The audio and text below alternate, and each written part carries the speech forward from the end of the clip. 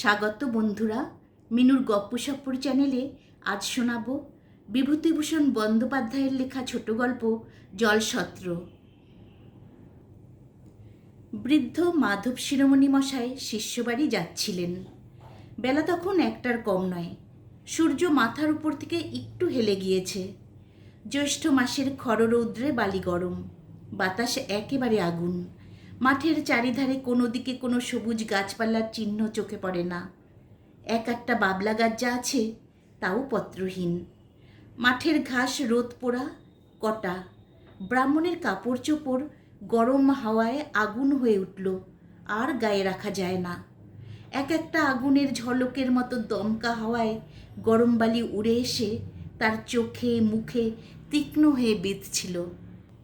জ্যৈষ্ঠ মাসের দুপুরবেলা এ মাঠ পার হতে যাওয়া যে ইচ্ছে করে প্রাণ দিতে যাওয়ার সামিল, এ কথা নবাবগঞ্জের বাজারে তাকে অনেকে বলেছিল। তবুও যে তিনি কারুর কথা না শুনে জোর করেই বেরোলেন, সে কেবল বোধহয় কপালে দুঃখ ছিল বলেই। পশ্চিম দিকে অনেক দূরে একটা উলুখেরের ক্ষেত গরম বাতাসে মাথা দোলাচ্ছিল। যেদিকে চোখ যায় সেদিকেই কেবল চকচকে খড়বালির সমুদ্র। ব্রাহ্মণের ভয়ানক তৃষ্ণা পেল। গরম বাতাসে শরীরের সব জল যেন শুকিয়ে গেল। জিভ জড়িয়ে আসতে লাগলো। তৃষ্ণা এত বেশি হলো যে সামনে ডোবার পাতা পচা কালো জল পেলেও তা তিনি আগ্রহের সঙ্গে পান করেন। কিন্তু নবাবগঞ্জ থেকে রতনপুর পর্যন্ত 4.5 ক্রোশ বিস্তৃত এই প্রকাণ্ড মাঠটার মধ্যে যে কোথাও জল পাওয়া যায় না, তা তো তাকে কেউ বাজারেই বলেছিল। এ কষ্ট তাকে ভোগ করতেই হবে। ব্রাহ্মণ কিন্তু ক্রমেই ঘেমে নিয়ে উঠতে লাগলেন। তার কান দিয়ে নাক দিয়ে নিঃশ্বাসে যেন আগুনের ঝলক বেরোতে লাগলো। জিভ জোর করে চুষলেও তা থেকে আর রস পাওয়া যায় না, ধুলোর মতো শুকনো। চারিদিকে ধুধু মাঠ খড়রৌদ্রে যেন নাচছে। চকচকে বালিরাশি রোদ ফিরিয়ে দিচ্ছে। মাঝে মাঝে ছোট ছোট ঘূর্ণি হাওয়া গরম বালি ধুলোকুটো উড়িয়ে নাকে মুখে নিয়ে এনে ফেলছে। অসহ্য পিপাসায় তিনি চোখে ধোয়া ধোয়া দেখতে লাগলেন। মনে হতে লাগলো, একটু ঘন সবুজ মতো যদি কোনো পাতাও পাই তাহলে চুষি। জীবনে তিনি যত ঠান্ডা জল খেয়েছিলেন তা এইবার তার একে একে মনে আসতে লাগলো। তার বাড়ির পুকুরের জল কত ঠান্ডা। পাহাড়পুরের কাছারির ইদারার জল, সে তো একাধারে বরফ। কবে তিনি শিষ্যবাড়ি গিয়েছিলেন? বৈশাখ মাসের দিন। তারা তাকে বড় সাদা কাঁসার ঘটি করে নতুন কলসির জল খেতে দিয়েছিল। সে জল একেবারে হিম। খাবার সময় দাঁত কনকন করে। আচ্ছা, এখন যদি সেই রকম 1 ঘটি জল কেউ তাকে দেয়, তার তৃষ্ণাটা হঠাৎ বেড়ে গিয়ে বুকের কলজে পর্যন্ত যেন শুকিয়ে উঠল। এ মাঠটাকে এ অঞ্চলে বলে কচুচুষির মাঠ। তার মনে পড়ল, তিনি শুনেছিলেন এ জেলার মধ্যে এত বড় মাঠ আর নেই। আগে আগে অনেকে নাকি বৈশাখ জ্যৈষ্ঠ মাসের দুপুরে এ মাঠ পার হতে গিয়ে সত্যিই প্রাণ হারিয়েছে।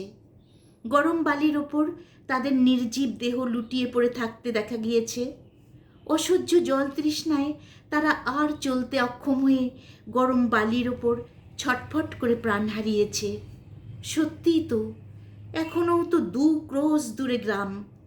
যদি তিনিও। শুধু মনের জোরে তিনি পথ চলতে লাগলেন। এই পথ হাঁটার শেষে কোথায় যেন 1 ঘটি ঠান্ডা কনকনে হিমজল তার জন্যে কে রেখে দিয়েছে। পথ হাঁটার বাজি জিতলে সেই জলঘটিটাই যেন তার পুরস্কার। এই ভেবেই তিনি কলের পুতুলের মতো চলছিলেন। 8 ক্রোশটাক পথ চলে উলুখড়ের বনটা ডাইনে ফেলেই দেখলেন বোধহয় আর 8 ক্রোশ পথ দূরে একটা বড় বট গাছ। গাছটার তলায় কোনো পুকুর হয়তো থাকতে পারে। না থাকে, ছায়াও তো আছে। বটতলায় পৌঁছে দেখলেন একটা জলছত্র। 4-5টা নতুন জ্বালায় জল, একপাশে একরাশি কচি ডাব, 1 ধামা ভিজে ছোলা, একটা বড় জায়গায় অনেকটা নতুন আখের গুড়, একটা ছোট ধামায় 1/2 ধামা বাতাসা। বাঁশের চেরা একটা খোল কাতার দড়ি দিয়ে আর একটা বাঁশের খুঁটির গায়ে বাঁধা। একজন জালা থেকে জল উঠিয়ে চেরা বাঁশের খোলে ঢেলে দিচ্ছে, আর লোকে বাঁশের খোলের এই মুখে অঞ্জলি পেতে জল পান করছে। গাছতলায় যারা বসেছিল ব্রাহ্মণ দেখে শিরোমণি মশাইকে তারা খুব খাতির করলে।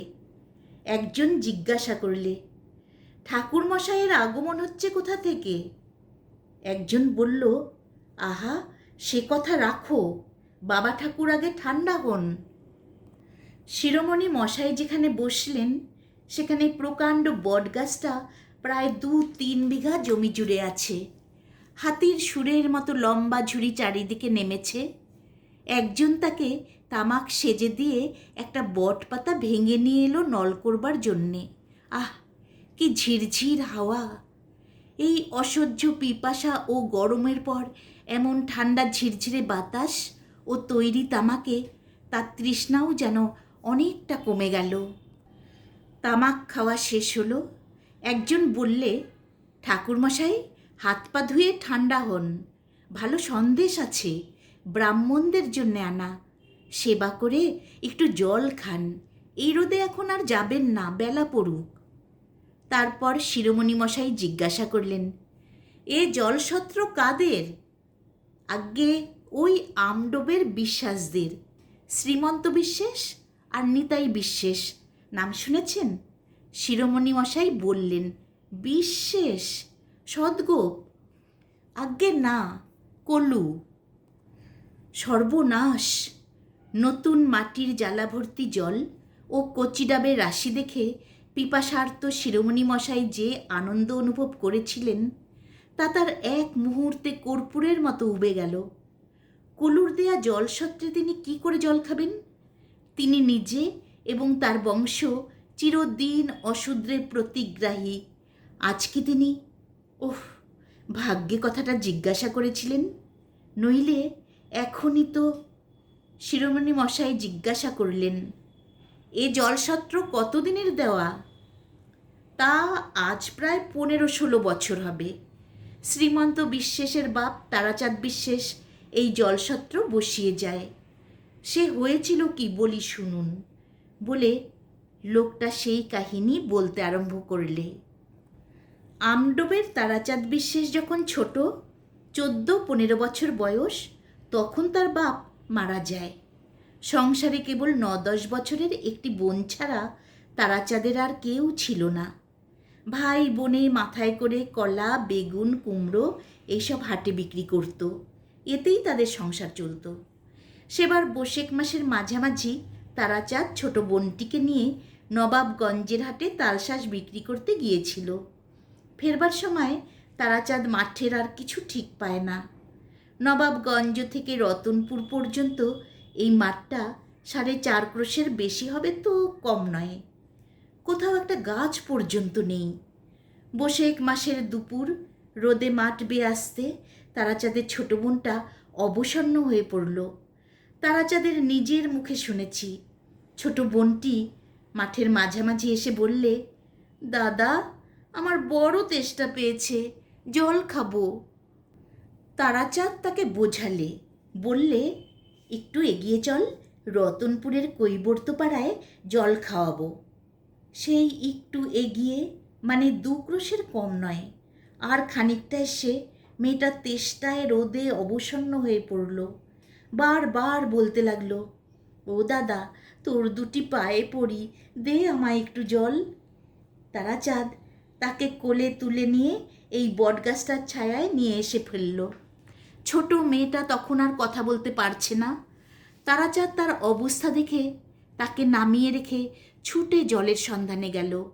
এখান থেকে 8 ক্রোশ তফাতে রতনপুরের কৈবর্তপাড়া থেকে 1 ঘটি জল চেয়ে এনে দেখে তার ছোট বোনটা গাছতলায় মরে পড়ে আছে। তার মুখে একটা কচুর ডগা। এই বটগাছটা তখন ছোট ছিল, ওরই তলায় অনেক কচুবন ছিল। তেষ্টার যন্ত্রণায় মেয়েটা সেই বুনো কচুর ডগা মুখে করে তার রস চুষেছিল। সেই থেকে এই মাঠটার নাম হলো কচু চুষির মাঠ। তারাচাঁদ বিশ্বাস ব্যবসা করে বড়লোক হয়েছিল, শুনেছি নাকি তার সে বোন তাকে স্বপ্নে দেখা দিয়ে বলতো, দাদা, ওই মাঠের মধ্যে সকলের জল খাবার জন্য তুই একটা জলসত্র করে দে। তাই তারাচাঁদ বিশ্বাস এখানে এই বটগাছ পিথেষ্টে করে জলসত্র বসিয়ে গেছে। সে আজ 15-16 কি 20 বছরের কথা হবে। ঠাকুরমশাই, কচুচুষির মাঠের ও জলসত্র এদিকের সকলেই জানে। বলবো কি বাবা ঠাকুর? এমনও শুনেছি যে মাঠের মধ্যে জল তেষ্টায় বেঘরে পড়ে ঘুরপাক খাচ্ছে। এমন লোক নাকি কেউ কেউ দেখেছে। একটা ছোট মেয়ে মাঠের মধ্যে দাঁড়িয়ে বলছে, ওগো, আমি জল দেব, তুমি আমার সঙ্গে এসো। লোকটা তার কাহিনী শেষ করলে, তারপর বললে, সত্যি মিথ্যে জানি নে ঠাকুরমশাই, লোকে বলে তাই শুনি। বৈশাখ মাসের দিন ব্রাহ্মণের কাছে মিথ্যে বলে কি শেষকালে। লোকটা 2 হাতে নিজের কান মলে কপালে 2 হাত ঠেকিয়ে এক প্রণাম করলে। বেলা পড়ে এলো। কত লোক জলসত্রে আসতে যেতে লাগলো। একজন চাষা পাশের মাঠ থেকে লাঙ্গল ছেড়ে বটতলায় উঠল। ঘেমে সে নেয়ে উঠেছে। একটু বিশ্রাম করে সে তৃপ্তির সঙ্গে ছোলা, গুড় আর জল খেয়ে বসে গল্প করতে লাগলো। এক বুড়ি অন্য গ্রাম থেকে ভিক্ষা করে ফিরছিল। গাছতলায় এসে সে ঝুলি নামিয়ে একটু জল চেয়ে নিয়ে হাত পা ধুলে। একজন বললে, আব্দুলের মা, একটা ডাব খাবা? আব্দুলের মা এক গাল হেসে বললে, তা দেও দিকি মরে, আজ একটা খাই, মরবো তো খেয়েই মরি। একজন লোক পরনে টাটকা কোরা কাপড়ের ওপর নতুন পাটভাঙ্গা ধপধপে সাদা টুইলের শার্ট, হাঁটু পর্যন্ত কাপড় তোলা পায়ে এক পা ধুলো, বটতলায় এসে হতাশভাবে ধপ করে বসে পড়ল। কেউ জিজ্ঞাসা করলে, ছমিরুদ্দি মিয়া যে, আজ ছানের দিন ছিল না? ছমিরুদ্দি সম্পূর্ণ ভদ্রতা সঙ্গত নয় এরূপ একটি বাক্য উচ্চারণ করে ভূমিকা ফেদে তার মকদ্দমার একটি সংক্ষিপ্ত ইতিহাস বর্ণনা করে গেল এবং যে উকিলের হাতে তার কেস ছিল তার সম্বন্ধে এমন কতকগুলো মন্তব্য প্রকাশ করলে যে তিনি সেখানে উপস্থিত থাকলে ছমিরুদ্দির বিরুদ্ধে আর একটা কেস হতো। তারপর সে পোয়াটাক আখের গুড়ের সাহায্যে আতসের আন্দাজ ভিজে ছোলা উদরসাৎ করে এক ছিলিম তামাক খেয়ে বিদায় নিলে। ক্রমে রোদ পড়ে গেল। বৈকালের বাতাসে কাছেরই একটা ঝোপ থেকে ডাসা খেজুরের গন্ধ ভেসে আসছিল। হলুদ রঙের সোদালি ফুলের ঝড় মাঠের পেছনটা আলো করেছিল। একটা পাখি আকাশ বেয়ে ডানা মেলে চলেছিল। বউ কথা কও, বউ কথা কও। শিরোমণি মশাইয়ের বসে বসে মনে হলো 20 বছর আগে তার 8 বছরের পাগলি মেয়ে উমার মতোই ছোট একটি মেয়ে এই বটতলায় অসহ্য পিপাসায় জলাভাবে বুনো কচুর ডাঁটার কচুরস চুষেছিল। আজ তারই স্নেহ করুণা এই বিরাট বটগাছটার নিবিড় ডালপালায় বেড়ে ওঠে। এই জলকষ্ট পীড়িত পল্লী প্রান্তরের এক ধারে পিপাসার্ত পথিকদের আশ্রয় তৈরি করেছে। এরই তলায় আজ 20 বছর ধরে সে মঙ্গলরূপিণী জগদ্ধাত্রীর মতো 10 হাত বাড়িয়ে প্রতি নিধাগ মধ্যাহ্নে কত পিপাসাতুর পল্লী পথিককে জল যোগাচ্ছে। চারিধারে যখন সন্ধ্যা নামে, তপ্ত মাঠ যখন ছায়া শীতল হয়ে আসে, তখন কেবল সমস্ত দিনের পরিশ্রমের পর সে মেয়েটি অস্ফুট জ্যোৎস্নার শুভ্র আঁচল উড়িয়ে কোনো অজ্ঞাত ঊর্ধ্বলোকে তার নিজের স্থানটিতে ফিরে চলে যায়। তার পৃথিবীর বালিকা জীবনের ইতিহাস সে ভোলেনি। যে লোকটা জল দিচ্ছিল তার নাম চিনিবাস, যাতে সদ্গোপ। শিরোমণি মশাই তাকে বললেন, ওহে বাপু, তোমার ওই বড় ঘটিটা বেশ করে মেজে 1 ঘটি জল আমায় দাও। আর ব্রাহ্মণের জন্য আনা সন্দেশ আছে বললে না? গল্পটি এখানেই শেষ হলো।